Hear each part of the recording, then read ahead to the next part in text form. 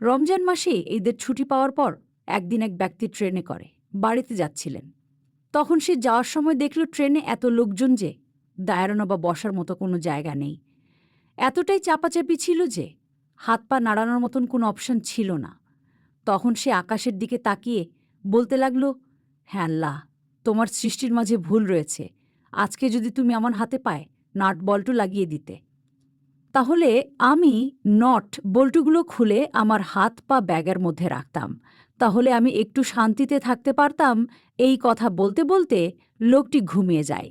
সকালে ঘুম থেকে উঠে দেখবে তার ব্যাগটি তার সাথে নেই, চুরি হয়ে গিয়েছে। তখন সে আকাশের দিকে তাকিয়ে বলল, হে আল্লাহ, তোমার সৃষ্টির মাঝে কোনো ভুল নেই।